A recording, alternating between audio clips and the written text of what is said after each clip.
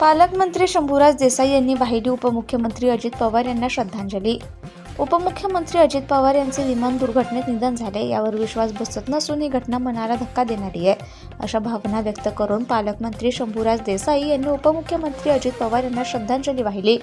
स्पष्ट वक्ता, नियमात बसणाऱ्या गोष्टी करणारा नेता म्हणून उपमुख्यमंत्री श्री पवार यांची संपूर्ण महाराष्ट्राला ओळख होती।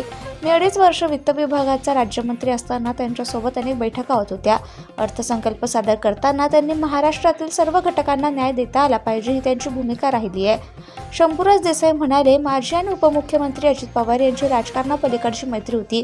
त्यांच्या जाण्याने अत्यंत दुःख झाले असून पाटण विधानसभा मतदारसंघाचा आमदार आणि सातारा जिल्ह्याचा पालकमंत्री म्हणून श्री देसाई यांनी श्रद्धांजली वाहिली। राज्याचे उपमुख्यमंत्री आणि राष्ट्रवादी काँग्रेस पक्षाचे नेते माननीय अजितदादा पवार यांचं आज विमान अपघातात दुःखद निधन झाल्याची बातमी सकाळी समजली आणि या बातमीवर विश्वासच बसला नाही।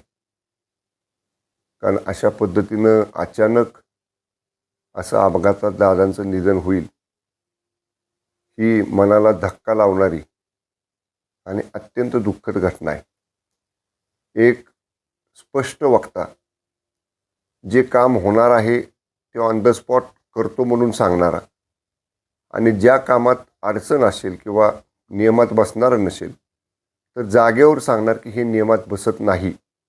म्हणजे इतकं राजकारणामध्ये स्पष्ट कोणी बोलत नाही, पण कदाचित ज्याचं काम होणार नाही त्याला नाही सांगताना थोडंसं दुःख वाटेल, वाईट वाटेल, पण त्याला परत स्पष्ट समजलं पाहिजे अशी परखड भूमिका नेहमी राजकारणामध्ये, समाजकारणामध्ये, शासनात काम करताना आदरणीय अजितदादांनी ठेवलेली होती।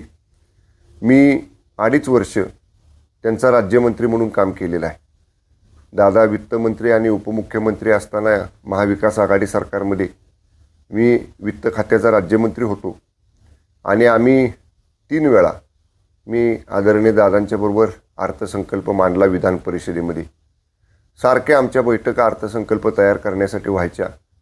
राज्याचं हित आणि सर्व क्षेत्राला अर्थसंकल्पात न्याय देता आलं पाहिजे ही दादांची परखड भूमिका ही नेहमी मला त्यांच्याबरोबर त्यांचा सहकारी राज्यमंत्री म्हणून काम करताना अनुभवता आली। पुन्हा महायुतीच्या सरकारमध्ये मी एक्साईज मंत्री होतो, आत्ता पर्यटन मंत्री आहे।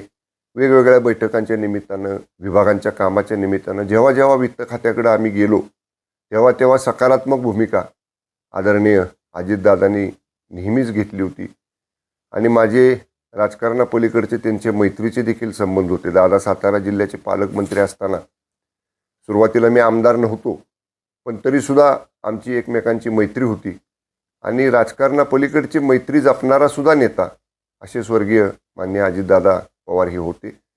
अत्यंत दुःख त्यांच्या जाण्याचा आम्हाला सगळ्यांनाच झालेला आहे। त्यांच्या दुःखामध्ये माझ्या 261 पाटण विधानसभा मतदारसंघाच्या वतीनं आणि सातारा जिल्ह्याचा पालकमंत्री म्हणून सातारा जिल्ह्याच्या वतीनं मी त्यांना मनपूर्वक श्रद्धांजली वाटतो।